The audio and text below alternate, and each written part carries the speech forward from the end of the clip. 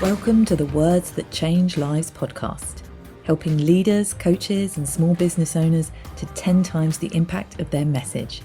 Join us as we delve into the art of powerful language, enabling you to speak with unwavering honesty, communicate authentically, and create a lasting impression with every word. Have you seen the film Anchorman? I'm sure you have. It's one of my favourites. I really love that film, and I'm actually just about to start sharing those types of films with my daughter, who's getting to the age when it's okay to watch them. But there's a particular scene in that film where Veronica Corningstone, who comes on as an anchor on the TV morning show, is nervous before she goes on, and she recites the word power over and over again like this: power, power, power. And these are the words that helped me stand on the stage at the Brighton Dome in 2017 and give my TEDx talk, because I was absolutely petrified. I had 24 hours notice to prepare, having applied months earlier and got told, sorry, we're full. Then getting the call, I think it was about 48 hours before, to say we're putting you to a committee vote. So 24 hours before I got the yes, I had to go down and do sound check. Huge, great big stage. If you've ever been to the Brighton Dome, which is the Prince Regent's old horse shed, if you didn't know. Massive, great big auditorium, 1,500 seats. I was so scared because this is the first time I'd stood up in front of a room full of people in a good few years. I'd run away from my corporate career and vowed I wouldn't do that again. But as I've shared on previous episodes, this was a goal. I found this goal, I found this vision, I put it on my vision board and I wanted to make it happen. And here I was, now standing in the wings, backstage, ready to go on.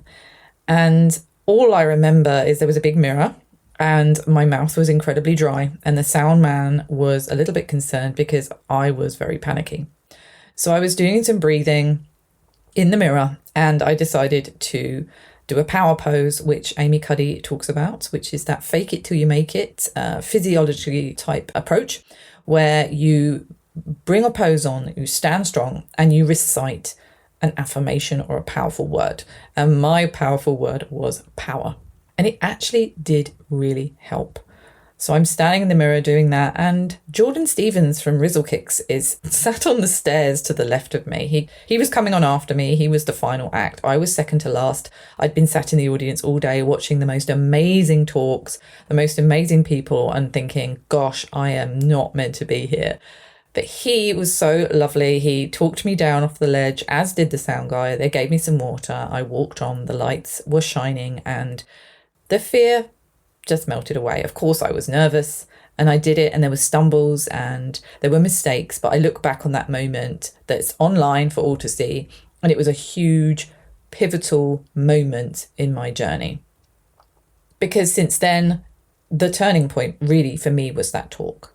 It proved to me that I did have courage, that it was all still inside me, that I could achieve something if I put my mind to it, because I'd actually forgotten that I was able to do that.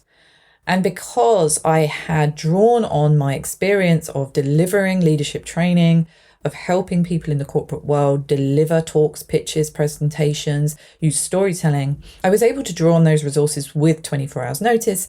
And then I was able to step into my niche. And my niche was to launch speaker programs and conferences and firewalking events. And this all then led to me becoming a TEDx curator myself, which I'm incredibly grateful for that experience. And it was a life-changing experience. And this episode is all about an idea worth spreading. And this is the TED strapline. TED stands for Technology, Entertainment, Design. If you've never heard of TED Talks, go look them up immediately. And if you are anything to do with speaking, or if you have any aspirations of speaking, it's a really good resource for you to look at. Because there are TED Talks and then there are TEDx Talks. And that's what I'm talking about today. TEDx Talks are independently run TEDx events. And I am going to go through those sorts of things in other episodes. But today, what I'm talking about is one of the most crucial aspects of landing a TEDx talk, which is the idea worth spreading. If you can get really clear on your idea worth spreading, then you are in a much better chance of standing out to the event decision makers and curators, for them to prick up their ears and take notice of you, because it's all about the idea. How you present the idea is also important, which I'm going to talk about in another episode. But what the idea is crucial. And that's what I'm going to be talking about today. I'm going to be talking about what is an idea worth spreading, why it's important when you want to land a TEDx gig. And I'm going to be going through the key components of an idea worth spreading. And in the show notes, you'll be able to find a link to my TEDx checklist, which goes into this in more detail if you are looking to do this type of thing. But my idea worth spreading, really, when I came up with the goal of doing a TED Talk, I didn't know what I know now about ideas worth spreading. I didn't know all the stuff that I know about core messages and how important that is. But I knew that I had something that I wanted to say. And where that idea came from was my own unique story and experience, which is one place that an idea worth spreading can come from. My story was that of many, many other people, many, many other parents, and even people that aren't parents contacted me afterwards saying this resonates with me, and essentially it's about identity. And I believed my idea worth spreading was that confidence isn't something you lose or gain. It's always inside you. It's not something that disappears. It's always there, but sometimes we lose sight of it and we need to tap back into it. And that was what my TEDx talk was all about. As I say, you can go and watch it. It's riddled with mistakes. You can see how nervous I am, but I'm really proud of it because I've come such a long way since then. So what is an idea worth spreading? Well, as I say, it is the strapline. And Chris Anderson, who is the kind of head curator for TED, talks about ideas worth spreading in terms of planting a seed in other people's minds for the greater good. It's about planting those seeds of thought, of inspiration, of telling stories that really connect with people in a way that you can take that idea and you can spread it. It can be contagious in a really positive way, and you can pass it on to other people. And that for me is why I'm so passionate about TED and TEDx, is because it's about an idea that many, many people can benefit from. It's not a granular idea. It's something that is acknowledged and understood at a society level. And this is one of the things that a lot of people that come to me, they do stumble on, because they might be business owners wanting to land a TEDx talk for their authority, which of course is absolutely fine. But the TEDx stage is not a place for business promo. Absolutely not. The idea is something that the audience, who are the general public audience, will be able to understand and do something with. There will be various topics, and there's all different types of ideas worth spreading that do fall into certain categories. For example, we have personal story, we have business, we have environment, we have art and culture. So there's lots of different categories for an idea worth spreading. But it's the idea that is aligned to you, your passion, your personal story, and your expertise. So this doesn't have to be business experience. My talk was not about my business, even though it has, led to me niching and doing all sorts of things with my business. The primary aim was not to promote my business, and it should not be for you too. What is that idea? It could be very different to your business, but there will be some type of alignment. No matter what, it's going to be something that is aligned to you, your personal experience and professional experience if relevant. And the reason why it's really important to focus on this when you want to land a TEDx gig is because that is what the curator is going to be looking at in relation to the theme. And I'll talk about the theme in a minute. But as a curator, having been through that process myself of curating a TEDx event, when I was looking at all the applications, was looking at how that idea worth spreading was articulated. And usually it's, when you apply, you can describe it in 300 words or less. Sometimes it is even less than that. And so it needs to be able to be described in a paragraph. It's succinct, it's to the point. And when you think about what that idea worth spreading is, it's usually a statement what it is that you want people to know as a result of your experience. What do you have to say? So mine was, confidence isn't something you lose or gain. It is always inside you. And then I unpacked that through my story, through my experience, and through the things I wanted to share around that, how I wanted to help people around that. So my advice to you is to start to think about that. And where does the passion lie for you? Where do you feel most excited? Where do you really feel like riled up about it, right? Rallied. And we do have to understand that there are guidelines with TEDx. Nothing inflammatory, no political agenda, no religion, no bad science, and no business promo, right? So within the confines of those guidelines, it's really important to think about what that idea is. And it's so important in the decision-making process. And what I'm going to do now is I'm going to share what I believe are the key components of an idea worth spreading. As I say, this is available in my TEDx checklist. That will be in the show notes. If you want to take yourself through that, I recommend it, because it is kind of a checklist process to ensure that you are thinking in the right areas. And there's 2 stages to this. Okay, so I'm going to go through the first stage and I'll explain those different points, and then I'll go through the second stage. So the first stage really is thinking about, first of all, what type of event you are looking at. So it really does help to get your sights set on a particular event, because that event will have a theme. And well, I think, majority of events have a theme. Some don't, but the majority do. And that's because when you actually put your license in, you have to come up with a theme for the event. And that theme is like a thread that brings the whole event together, such as we can be heroes, such as creativity through adversity, such as big missions, big goals, such as, there's one called the Event Horizon, and, all the things that happen around that.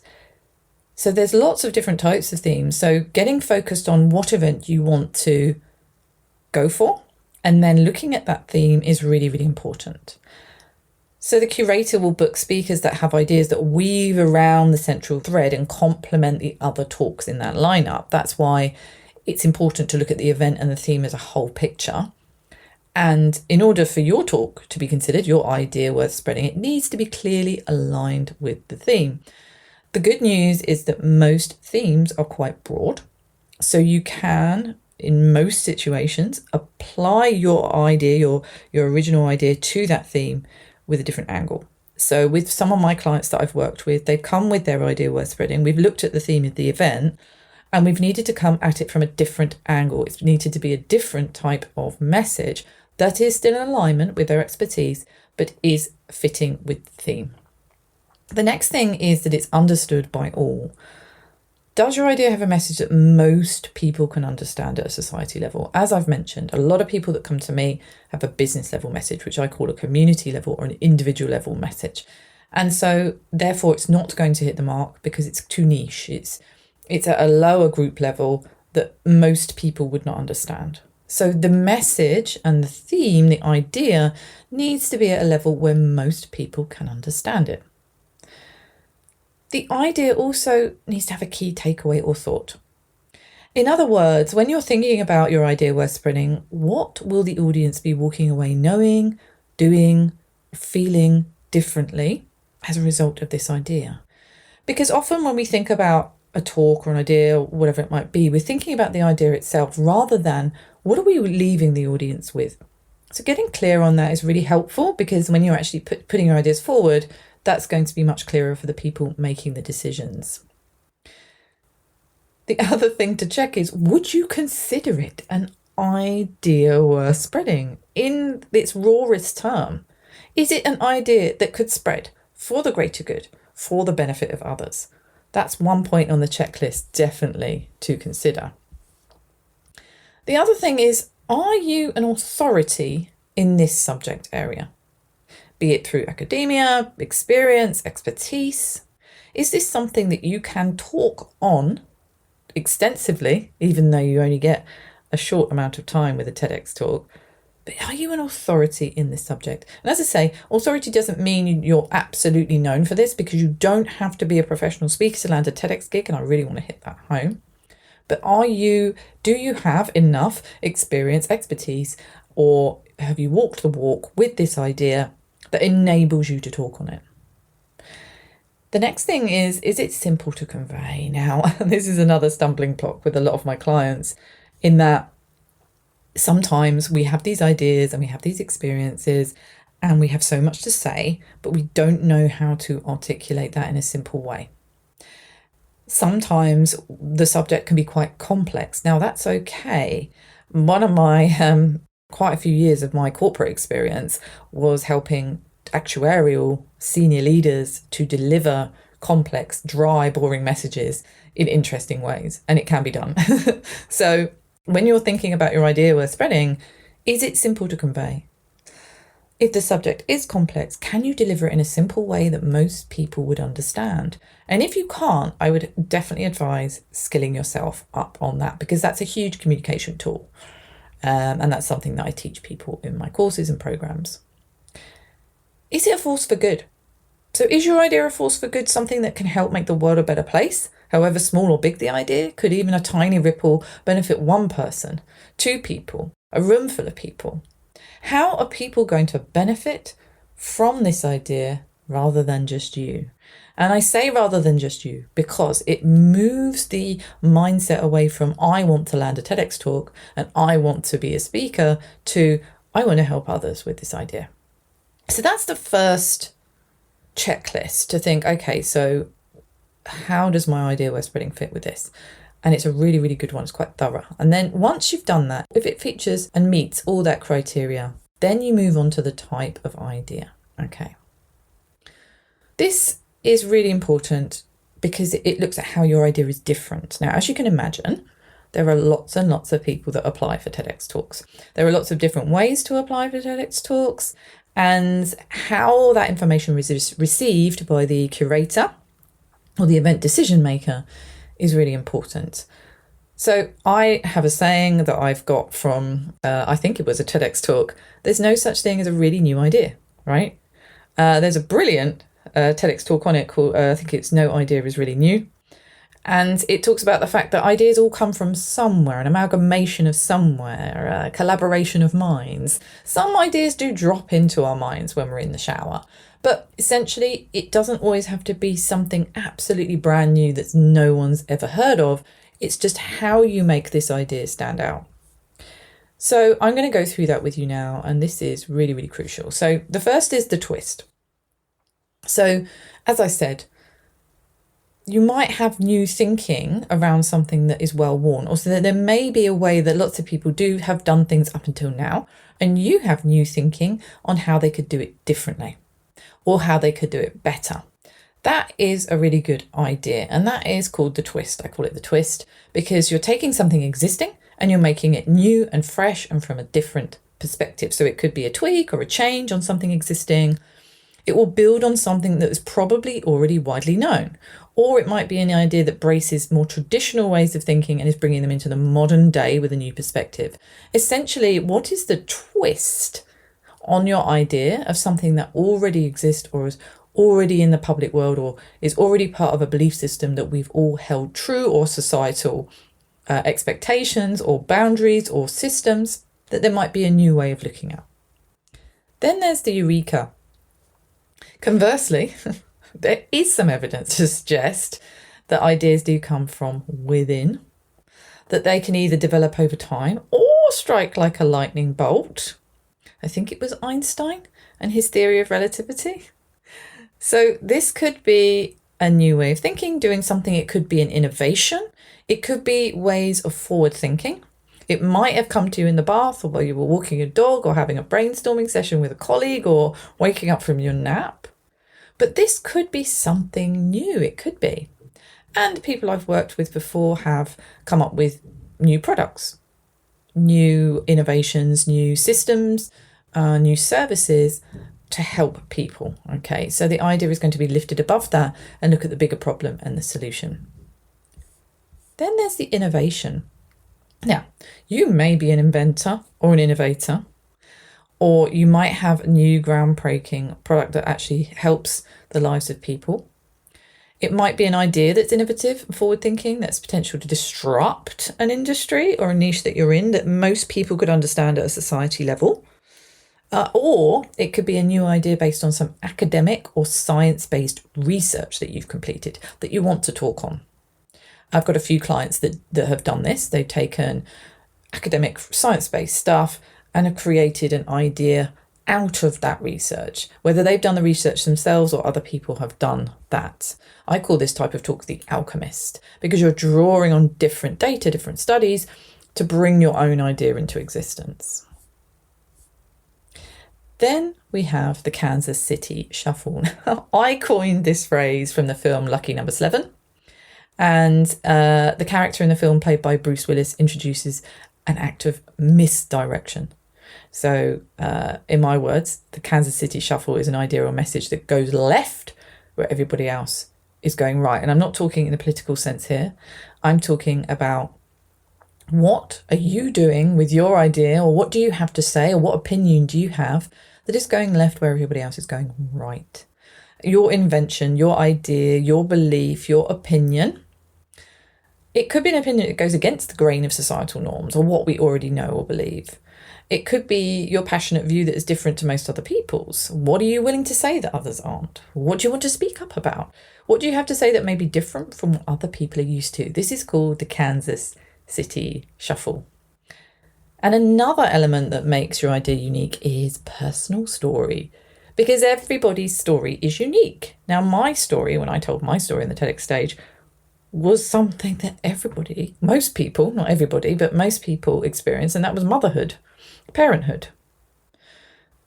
But even people that didn't experience parenthood could still resonate with what I was talking about. So it also wasn't a phenomenal tale. It was quite ordinary, but it was still my story. It was unique. It was my journey, right? So it might not even be a story of great tragedy, but you will have been on a journey, either a journey with a challenge or a quest with a finding. And with that, it's thinking, what is the core message of that story? Why is it important for others to hear it? And what do you want the audience to walk away knowing or doing? And this is how you create your idea worth spreading from that unique perspective.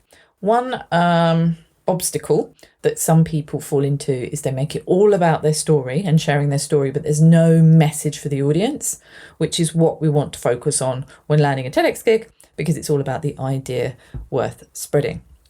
And above all, it's really about thinking your story shouldn't really be about you.